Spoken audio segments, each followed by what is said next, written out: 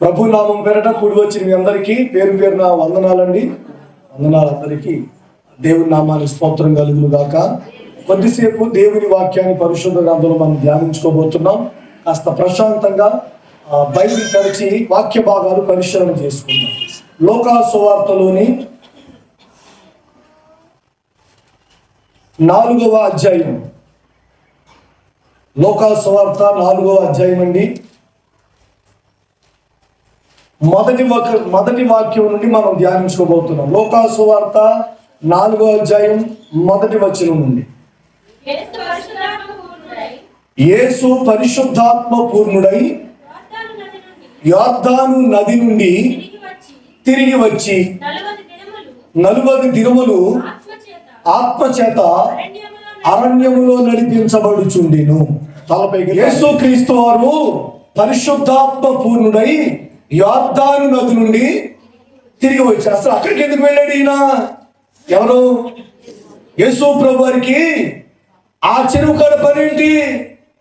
ఆ నది దగ్గర పనేంటి? యొర్దాను దగ్గరికి ఎందుకు పోవాలా? అసలు అక్కడ పనేంటి? ఈయన ఎవరు? దేవుని కుమారుడు కదా, ఈయన సేవకుడు కదా, ఈయన యాజకుడు కదా. ఇప్పుడు ఉంటే ప్రజల మధ్యలో ఉండి సువార్తను అందించాలి, రోగులకు ప్రార్థన చేయాలి కదా. చెట్లంట, పొట్లంట, నదులంట, వాగులంట వేడైనా ఇట్లా అర్థంగా ఆలోచించే వాళ్ళు కూడా ఉంటారు. ఇట్లా అర్థంగా ఆలోచించే వాళ్ళు కూడా ఉంటారు. ఎందుకు ఉంటారండి? ప్రతిదాన్ని కూడా అర్థంగా ఆలోచించే వాళ్ళు ఉంటారండి. ఆయన యొర్దాను దగ్గర ఏదో పని, నీకెందుకు? నీకేంటంట? అసలు ప్రశాంతంగా తిని కాస్తంత ప్రార్థన చేసుకుని వాక్యం చదువుకు సావచ్చు కదా. యాదాన్ దగ్గర యాదైనా వాక్యం చెప్పాలి కానీ, ప్రార్థన చేయాలి కానీ, రోగులు వస్తారు కొండ మీద కూర్చుని ప్రసంగం చేయాలి కానీ, 5 రొట్టెల్ని 1000 మందికి పంచాలి కానీ, 2 చిన్న చేపల్ని లొట్టలేసి మింగేటట్టు కానీ చేపలు చెయ్యాలి కానీ, ఎండు ముక్కల్ని గంప ముక్కల్ని 4 గంపలు చెయ్యాలి కానీ, యొర్దాను దగ్గర అయిన పని. ఇట్లా అర్థంగా ఆలోచించే వాళ్ళు ఉంటారు. అసలు యొర్దాను దగ్గర ఎందుకు పోయాడు తెలుసా? ఆయన బాప్తిసం పొందడానికి పోయాడు. దేవునికి స్తోత్రం. ఎందుకు పోయాడండి? ఆయన బాప్తిసం పొందేదానికి పోయాడంటే. బాప్తిసం ఎవరు ఇస్తున్నారు? యోహానయ్య గారు బాప్తిసం ఇస్తున్నారు. యోహానయ్య గారు బాప్తిసం ఇస్తుంటే యేసు క్రీస్తు వారు ఏం చేశారు? బాప్తిసం తీసుకున్నారు. అదేంటి? యేసు ప్రభు వారు బాప్తిసం ఇవ్వాలి కానీ, యోహాను గారు బాప్తిసం తీసుకోవాలి కానీ, ఇదేంటి అసలు? అయినోళ్ళు కాకుల్లో కానోళ్ళకి అంటారే మాదిరిగా బాప్తిసం ఇవ్వాల్సినోడేమో ఈయన, తీసుకోవాల్సిందేమో ఆయన. అట్లా కొన్నిసార్లు ఆలోచిస్తాం. కానీ దేవుని నామం పేరట, ప్రియ దేవుని ప్రజలారా, దేవుని నామం పేరట బైబిల్లో మనం గమనిస్తే ఆయన మిక్కిలి బలహీనమైనటువంటి దాన్ని కూడా ఘనముగా వాడుకోగలిగిన వాడు. హల్లెలూయా, హల్లెలూయా. మిక్కిలి అల్పమైన దాన్ని కూడా ఘనముగా ఎంచగలిగిన వాడు. మనమైతే బాగున్నారు, అందంగా ఉన్నారు, సుట్టు బూటి వేస్తున్నారు, అయ్యగారు అంటానికి అతనైతే బాగుంటాడు అని పై రూపాన్ని చూస్తాం మనం. కానీ దేవుడు అంతరంగాన్ని పరిశీలిస్తాడు. మిక్కిలి అల్పమైంది, మిక్కిలి ఘనహీనమైనది, మిక్కిలి బలహీనమైన దాన్ని కూడా దేవుడు బలపరిచి వాడుకోగలిగిన వాడు. గాడిద పచ్చిదవడ ఎముక 1000 మందిని హతము చేసిందట. అవునా కదా? విల్లు హతము చేయలేదు అక్కడ. బాణం కాదు, ఖడ్గము కాదు, ఈటి కాదు, పచ్చి దవడ ఎముకతో 1000 మంది. అంటే ఆ పాత్రకి అంత ఘనత ఇచ్చాడు దేవునికి స్తోత్రం. హల్లెలూయా, హల్లెలూయా. కొన్నిసార్లు మనం వీళ్ళు బాగానే ఇస్తారు కానుకలు, వీళ్ళు బాగానే చేస్తారు పరిచర్య, వీళ్ళు బాగుంటారు, లోబడి ఉంటారు, వీళ్ళు విధేయతగా ఉంటారు, అసలు ఈ కుటుంబం ఇచ్చేది అంతా ఇంత కాదు, మొత్తం అంతా వీళ్ళతోనే అన్నట్టుగా అనిపిస్తాయా? ఏమి ఉండదండి. మిక్కిలి అల్పమైన దాని నుండి దేవుడు ఘనమైన కార్యాలు చేస్తాడు. హల్లెలూయా, హల్లెలూయా. సరే, ఇప్పుడు ఈయన యేసు క్రీస్తు వారు బాప్తిసం తీసుకుంటున్నారు. బాప్తిసం ఎవరు ఇస్తున్నారు? యోహానయ్య గారు బాప్తిసం ఇచ్చారు. ఇదిగో అందుకు పోయాడండి. అక్కడ చెరువులో చేపలు పడతాకి, ఏంటంటే గాల వేసి కూర్చోవడానికి పని పాట లేదని అక్కడ కూర్చుని 4 ఎర్రలు ఏరుకుని ఓ సంచులు పెట్టుకుని ఏది దగ్గరికి పోయి కూర్చున్నాడా? లేదే. అనేకులు బాప్తిసం పొందుతూ ఉంటే యేసు క్రీస్తు వారు కూడా బాప్తిసాన్ని పొందుకున్నాడు. వాళ్ళు పొందుతారు, మేమేంటి, మేము పొందకూడదు. నీకేమైనా రోగమా, నీకేమైనా తెగులా, నీకేమైనా కాని రోగం, ఎవరికి చెప్పుకోలేని వ్యాధి ఏమైనా ఉందా? మేము పొందకూడదండి. మరి ఏం పొందుతావు? విచిత్రంగా ఉంటాయండి కొంతమంది మాటలండి. అందరూ బాప్తిజం పొందుతున్నప్పుడు ఈయన కూడా ఉందా? మాట లేదా? బైబిల్ 20వ వాక్యం 3వ అధ్యాయం 21వ వాక్యం 3వ అధ్యాయంలో 21వ వాక్యం, ప్రజలందరూ బాప్తిజం పొందినప్పుడు యేసు కూడా బాప్తిజం పొందాడు. దేవునికి స్తోత్రం, హల్లెలూయా. అందరూ బాప్తిజం పొందుతున్నారు, ఈయన కూడా మరి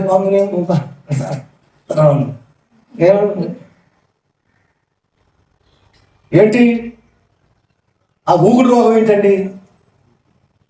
ఎవరో అన్నారంట, ఇదిగో బాప్తిజం అప్పుడే నీకు, నీ వయసు ఎంత అని అడిగిందంట. మరి ఈ వయసు ఎంత?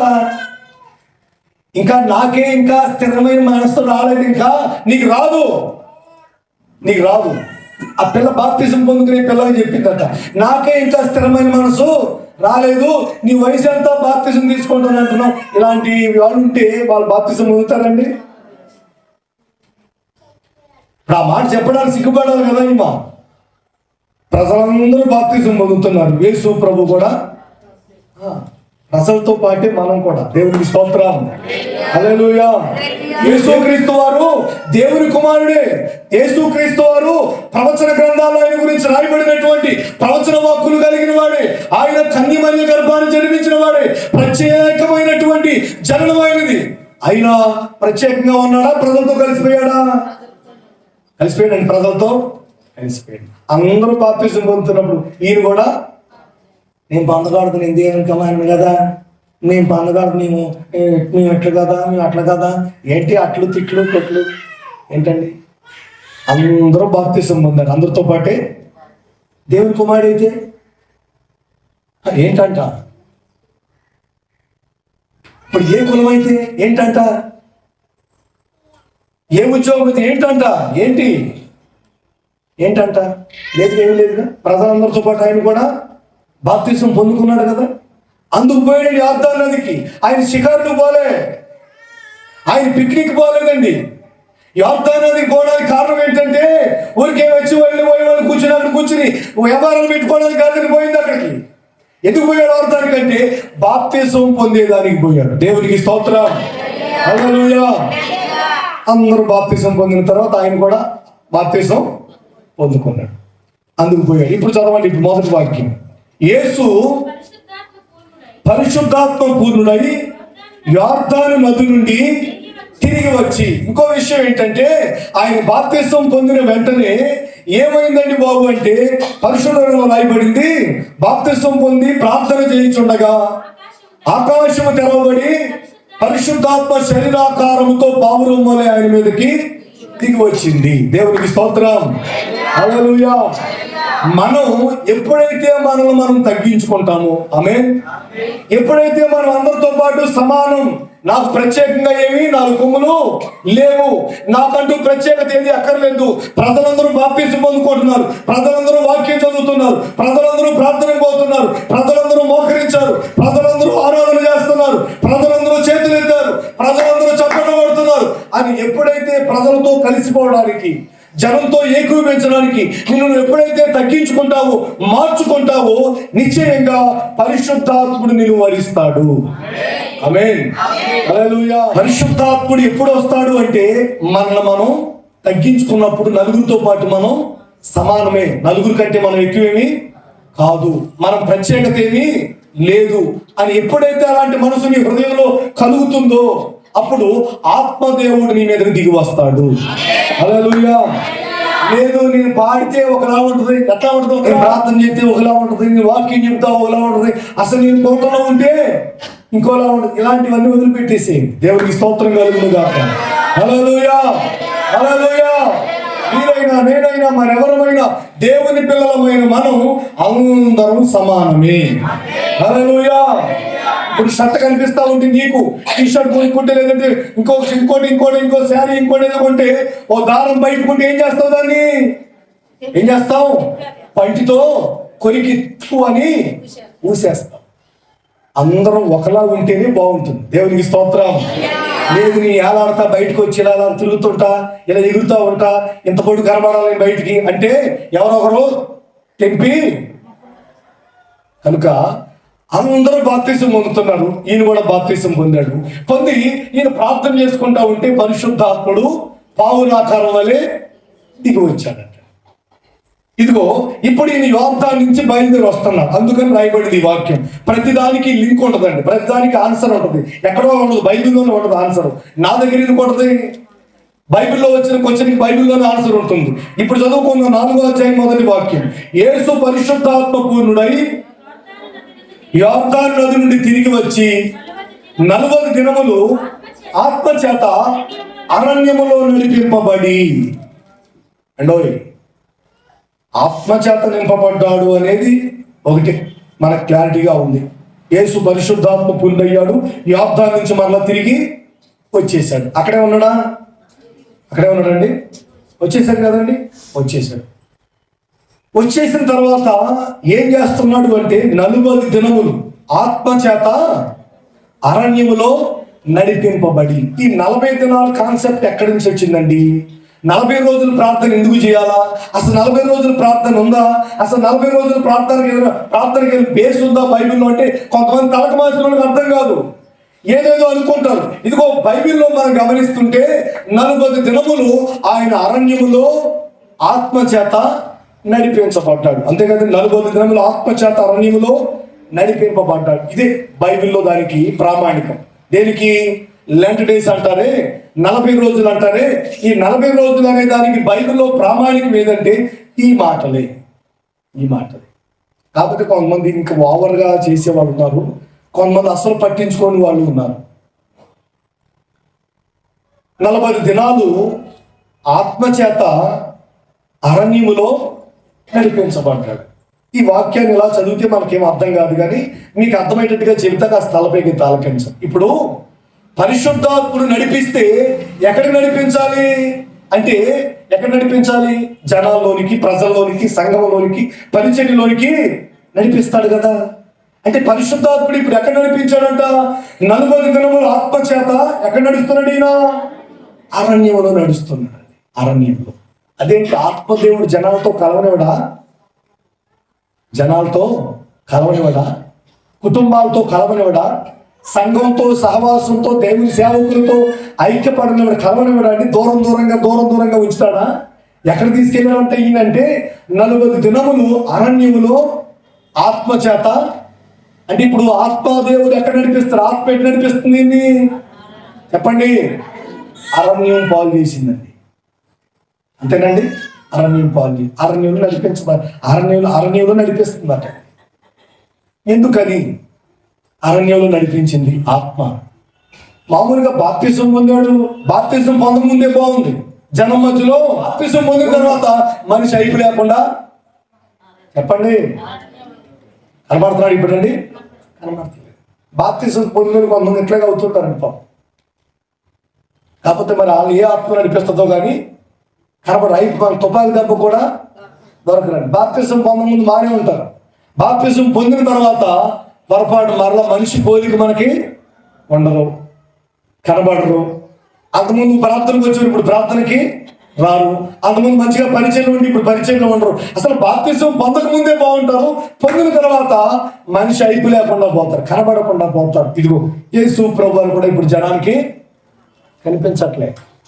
40 రోజులు ఇంటిపోయాడు. 40 రోజులు మోషే గారు కనిపించకపోతే మోషే గారు ఏమైపోయాడు? అహరోను గారు, మమ్మల్ని నడిపించిన మోషే గారు ఏం చేశారు తెలుసా? అప్పుడు అహరోను గారు ఏం చేశారు? అయితే మీ దగ్గర ఉన్న వెండి బంగారం అంతా ఎప్పుడైనా సేవకి ఇచ్చారండి? హలో, ఎప్పుడైనా పరిచయకి ఇచ్చారండి? గుడారం వేద్దాం, ప్రత్యక్ష గుడారం కడదాం, తెరలు కొందాం, స్తంభాలు కొందాం, రేకులు కొందాం అంటే ఎప్పుడైనా ఇచ్చారండి? బాబు లేదు. అహరోను గారు మనం ఒక దూడను చేసుకున్నామంటే వెండి ముక్కుల్లో, ఈ చెవులు, ఈ బైబిల్లో రాయబడింది అన్ని ఒలిసి ఇచ్చేసారంట. సేవకి ఎప్పుడైనా ఇచ్చారట్లేదా?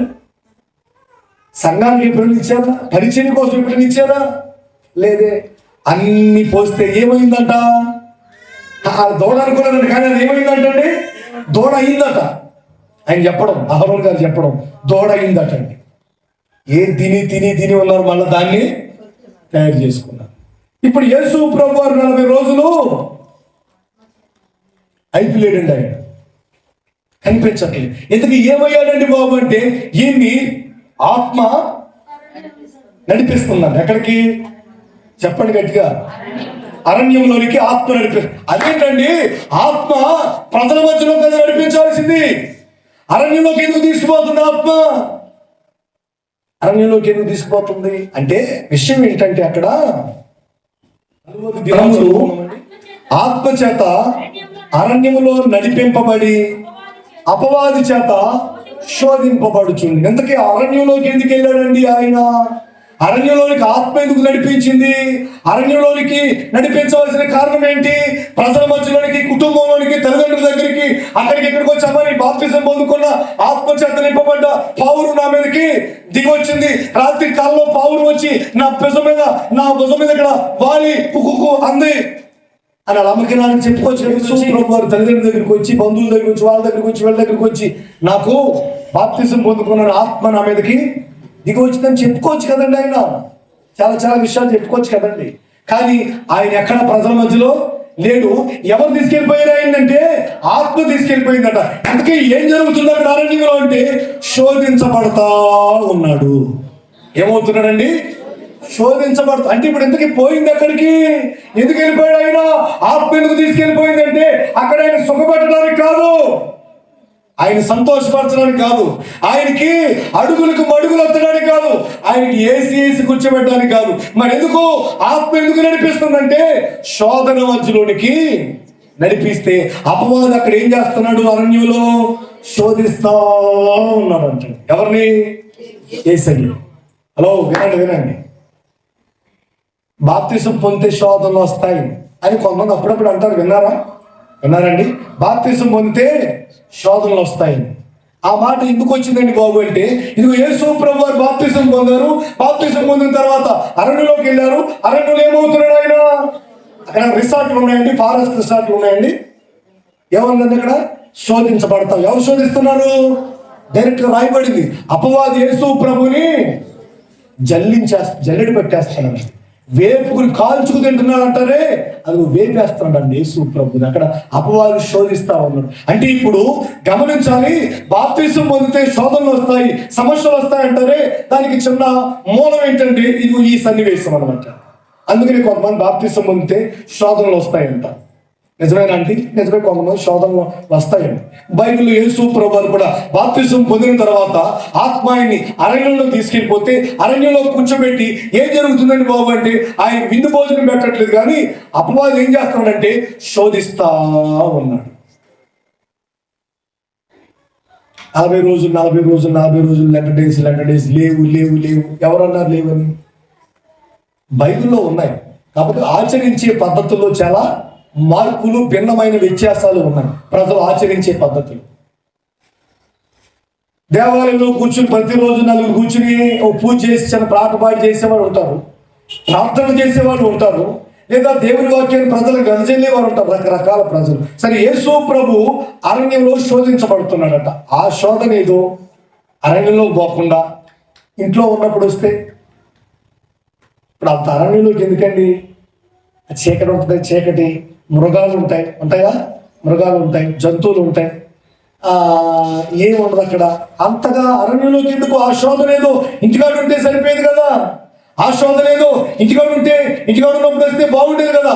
ఆత్మ ఎందుకు అరణ్యంలో నడిపించింది? అపవాదం ఎందుకు అక్కడ శోధిస్తున్నాడు అంటే, దానికి కూడా చిన్న వివరణ చెప్పి ముగిస్తా, జాగ్రత్తగా ఆలకించు. ఇప్పుడు కడుపును పుట్టిన కూతురు కాస్త ఇబ్బంది బాధపడతా ఉంటే ఏ తల్లి తండ్రి అప్పుడు ఏం చేస్తారు? ఊరంతా అప్పులు చేశారు, తీసుకొచ్చి ఎవరు పెడతారు? కూతురు పెడతారు.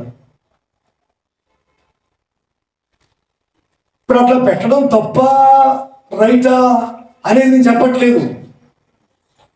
శోధన మధ్యలో ఈ రోజున ఊళ్ళో అనుకోండి, తల్లి ఆదుకుంటుంది, తండ్రి ఆదరిస్తాడు, బంధువులు ఆదరిస్తారు, స్నేహితులు అయ్యో అని హెల్ప్ చేస్తారు. మొత్తం మీద శోధన అనేది ఈ రోజున నీ వ్యక్తిగత జీవితంలో వచ్చినప్పుడు ఎవరో ఒకరు నీకు అండవుతారు, ఆసరవుతారు, ఆదరిస్తారు, బలపరుస్తారు. అయ్యో పాపమని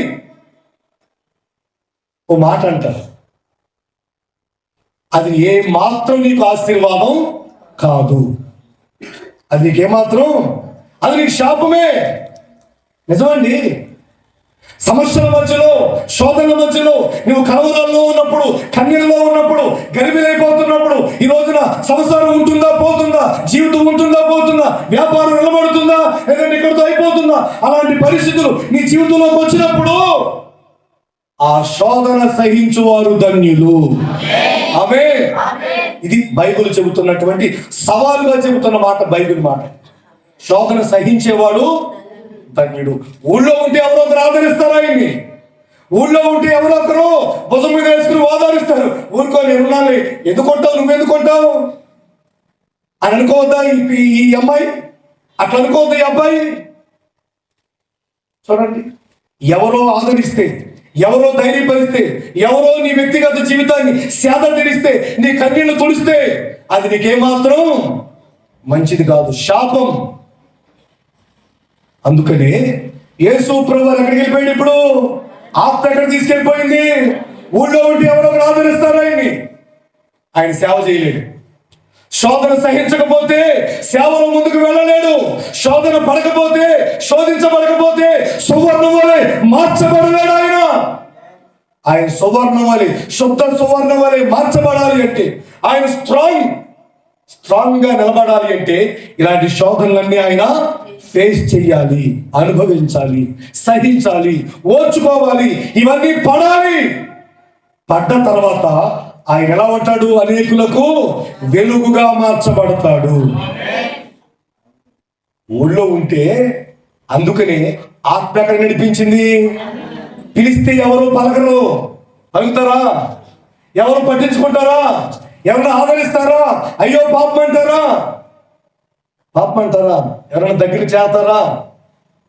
అరణ్యం, ఎవ్వరు అక్కడ ఉండరు. మాట్లాడేవారు, పలకరించేవారు, ఆదరించేవారు, అయ్యో పాపం అనేవారు, హక్కులు చేర్చుకునేవారు, ఇంకేదో తెచ్చేవారు, ఇంకేదో ఇచ్చేవారు. ఇలాంటి వ్యవహారాలేమి ఊళ్ళో, అరణ్యంలో ఉండవు.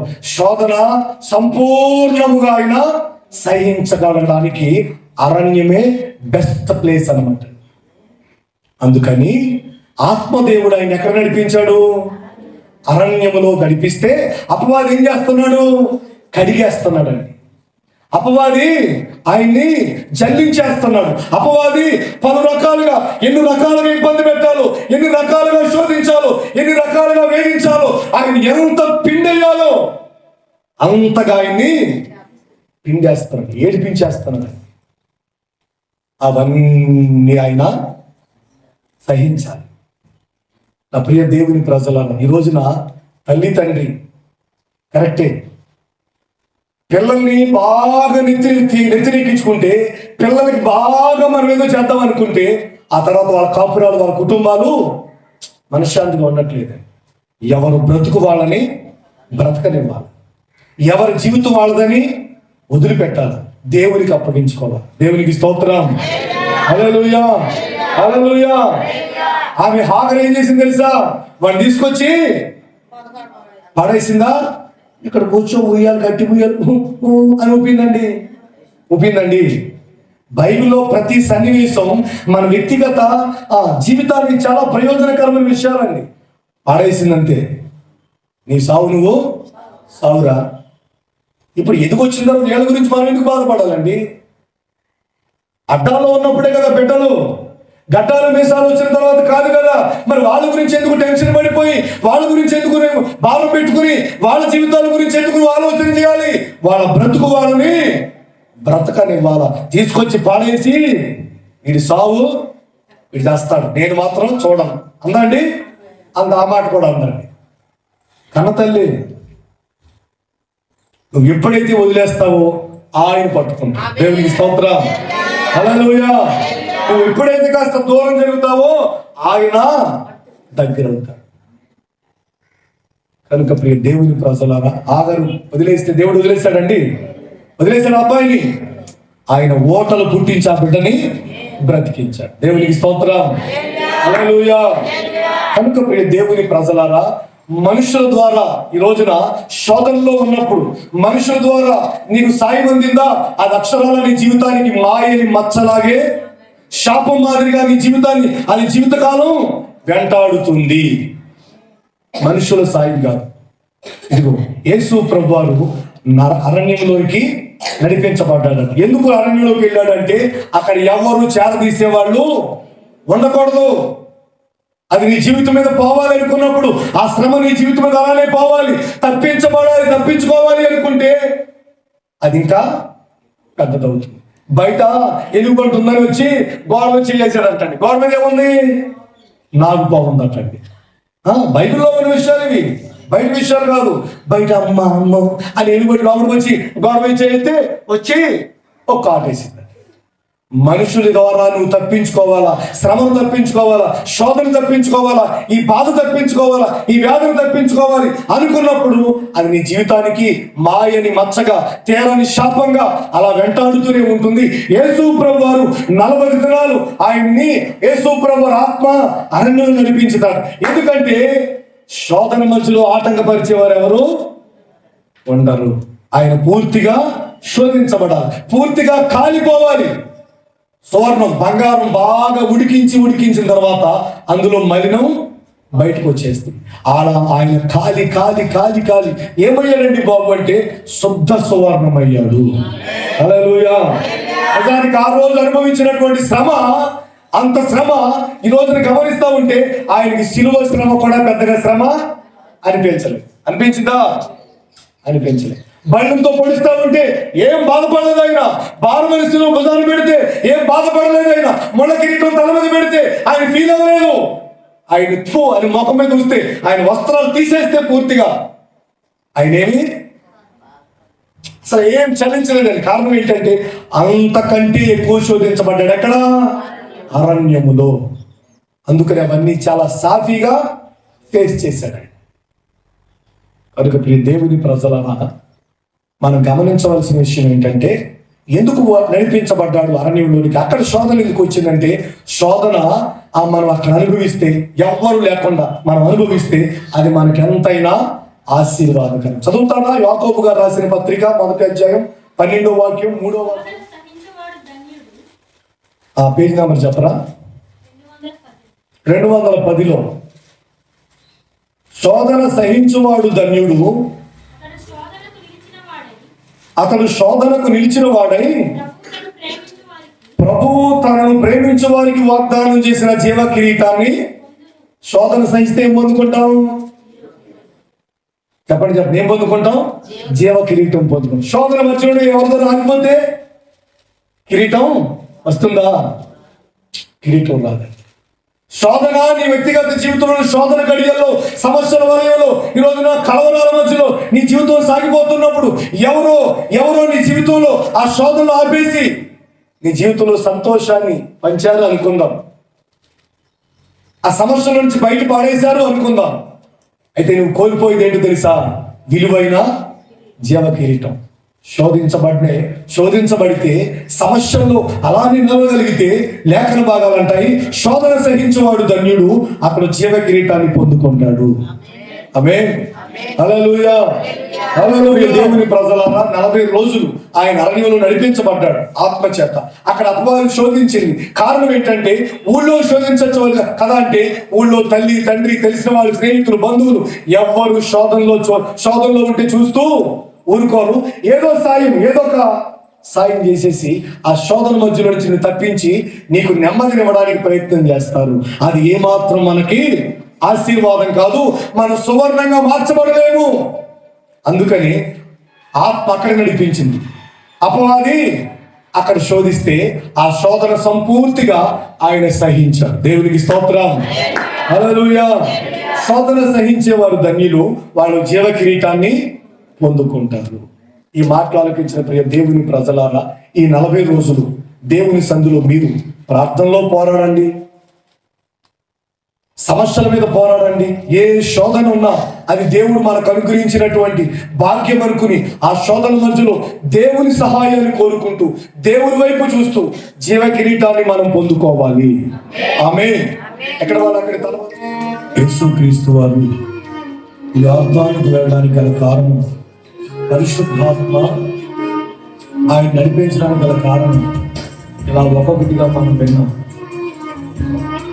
యోర్దాను నదికి ఎందుకు వెళ్ళారంటే అందరూ బాప్తిసం పొందుతున్నారు కనుక ఆయన కూడా బాప్తిసం తీసుకోవడానికి చేత నింపబడి ఆ ఆత్మ అరణ్యంలోకి తీసుకెళ్ళిపోయింది. ఊళ్ళో ఉంచలేదు, అరణ్యంలోకి. అంటే అర్థం ఏంటంటే శోధనలోనికి వెళ్ళిపోయాడు ఈ సూక్తం. అక్కడ ఆదరించేవారు ఎవరైనా ఉన్నారా అంటే లేరు. అరణ్యం అది. ఎవరు అలకరించేవారు, అయ్యో పాపం అనేవారు, ఓదార్చేవారు, పరామర్శించేవారు, అవి ఇవి అందించేవారు ఎవ్వరు లేరండి.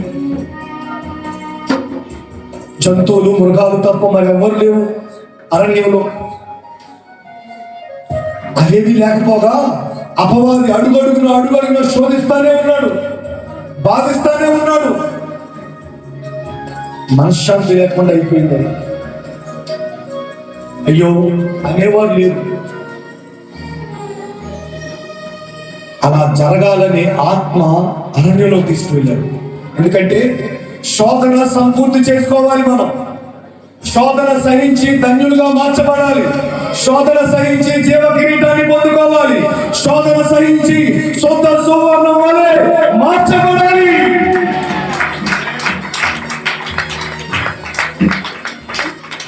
మన వ్యక్తిగత జీవితంలో ఎదురవుతున్నటువంటి పలు రకాల సమస్యలు, కలవరాలు, కన్నీళ్లు, శోధనలు, సమస్యలు, వీటిని చూసి భయపడుతున్నావేమో. లేదు, భయపడిన అవసరం లేదు. లేఖన భాగాలు యేసు ప్రభువుని కూడా 40 రోజుల పాటు అపవాది శోధించాడు. శోధించినప్పుడు ఆయన ఏమయ్యాడు తెలుసా? సువర్ణం వలె మార్చబడ్డాడు. ఎప్పుడైతే శోధన మనం సహిస్తామో, ఎప్పుడైతే శోధన మనం ఓర్చుకుంటామో, ఎప్పుడైతే శోధన గడియల మధ్యలో, సమస్యల వలయంలో ఎప్పుడైతే ఓపికగా మనం నిలవగలుగుతామో, మన వ్యక్తిగత జీవితాలు శుద్ధ సువర్ణంగా మార్చబడతాయి.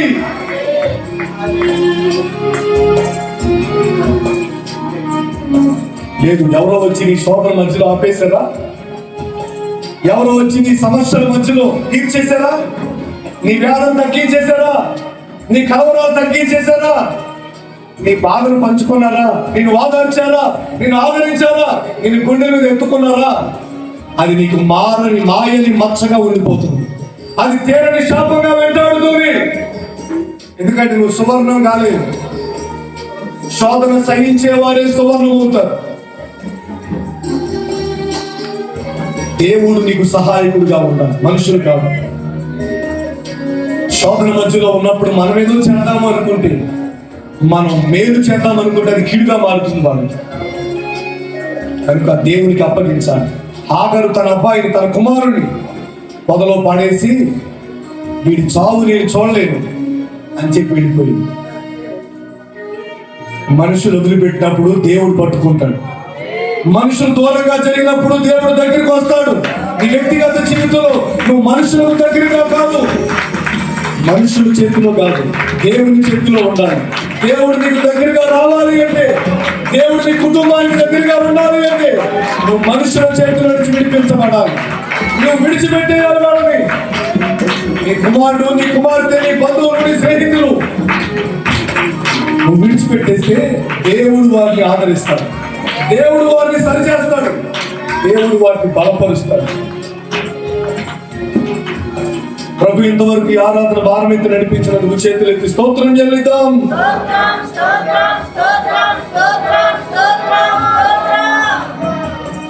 విన్న వాక్యం ప్రతి వారి గుండెలో ప్రభు నీరు కట్టి ఫలింప చేయనట్టు స్తోత్రం చెల్లిద్దాం.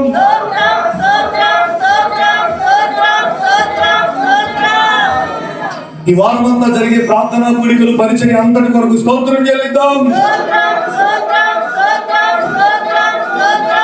ప్రతి వారి జీవనోపాధి, వ్యాపారాలు, ఉద్యోగాలు, వ్యవసాయం, చేతి పనులు, వాహనాలు అన్నిటి కొరకై స్తోత్రం చెల్లిద్దాం.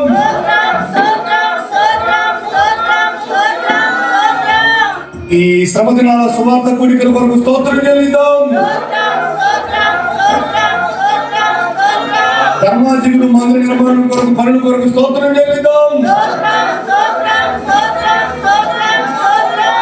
ఈ ఆరాధనలో ఎవరెవరైతే పాలు పొందారో వారందరి కొరకు వారి కుటుంబాల కొరకు స్తోత్రం చెల్లిద్దాం.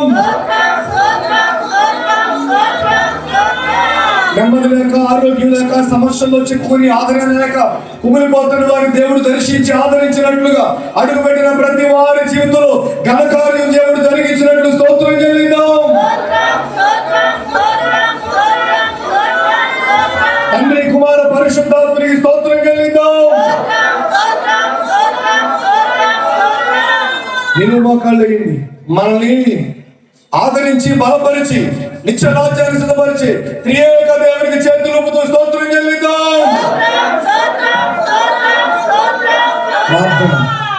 స్తోత్రం స్తోత్రం స్తోత్రం స్తోత్రం. పరిశుద్ధుడు, మహోన్నతుడు, జీవాధిపతి, నీ ఘనమైన శ్రేష్టమైన నామానికి స్తుతులు స్తోత్రం చేస్తున్నటువంటి ఇదిగో ప్రభా, ఇప్పటి వరకు మీ యొక్క దాసుని నిలబెట్టుకొని మాతో మాట్లాడిన మాటల వరకే స్తోత్రాలు చేస్తున్నాం తండ్రి. ఇదిగో ప్రభా, మీరు పరిశుద్ధాత్మ పొందుకున్న తర్వాత ప్రభా, మీరు అరణ్యములో తండ్రి 40 రోజులు మా కొరకు శోధించబడ్డారు తండ్రి. అపవాది చేత శోధించబడతారు ప్రభు, అని స్తోత్రం. ఆయన శోధించబడిన తర్వాత మీరు శుద్ధ స్వర్ణముగా మారారని మేము మీ యొక్క వాక్యం ద్వారా మేము స్తోత్రం. ఆయన అలాగే తండ్రి, మీ యొక్క ఈ యొక్క 40 దినాలు కూడా మేము తండ్రి మీ కొరకు మేము శ్రమ పడినట్టు యొక్క పరిచర్య ద్వారా మేము మీ కొరకు మీ శ్రమ పడే కృపను మాకు అనుగ్రహించిన ప్రభు, నీకు స్తోత్రం. ఆయన ఈ వారము జరగబోయే ప్రతి ప్రార్థనా కొడుకులు మీ మహిమకరంగా జరిగించిన ప్రభు. అలాగే ధర్మాధిపతి సంఘాన్ని తండ్రి మీరు తండ్రి బలపరచండి ప్రభు, అని స్తోత్రం. అక్కడ బలారాధన గురించి చెడ్డలను మీరు దీవించి ఆస్వాదించండి. అలాగే ఈ మందిర విషయంలో మీరు కృప చూపండి. ఆది నుంచి అంతం వరకు పనులు పూర్తయ్యే కృపను మీరు అనుగ్రహించండి ప్రభు. అలాగే చింతపూడి సంఘాన్ని కూడా మీరు దీవించి ఆస్వాదించండి. అలాగే ఈ యొక్క పరిచర్యను మీరు దీవించి ఆస్వాదించండి ప్రభు. కూడి వచ్చిన ప్రతి ఒక్క బిడ్డను మీరు దీవించి ఆస్వాదించండి. ఈ యొక్క పరిచర్యను మీరు దీవించి ఆస్వాదించండి. ఇంకా అనేక మంది మారు మనసు పొంది ఈ యొక్క మందిరాన్ని చేర్చబడినట్లు ఈ యొక్క 40 రోజుల బోధన ఉపవాస దినం కూడిక ద్వారా ఇంకా అనేక మంది యొక్క మందిరాన్ని చేర్చబడినట్లు గొప్ప చూపమని మహిమ ఘనత ప్రభావాన్ని మీరు మాత్రమే పొందుకోమని నజరేయుడైన యేసుక్రీస్తు నామములో వేడుకొనుచున్నాను తండ్రి. ఆమేన్. మన తండ్రి అయిన దేవుని ప్రేమ, కుమారుడు యేసుక్రీస్తు వారి కృప, పరిశుద్ధాత్మని సన్నిధి సహవాసం ఇప్పుడు ఎల్లప్పుడూ సకల పరిశుద్ధులకు ఈ ఆరాధనలో పాలు పొందిన వారందరికీ వారి కుటుంబాలకు ఈ పరిచర్యకు ఆయన కృపా సమాధానములు సదా తోడి నడిపించును గాక. ఆమేన్. హల్లెలూయా. హల్లెలూయా. చేతులు ఊపుతూ చెప్దాం హల్లెలూయా. మరొకసారి పేరు పేరున అందరికీ, పెద్దలకు, చిన్నలకు అందరికీ వందనాలండి. ఒకరికొకరు వందన సమర్పణ చేసుకోనండి.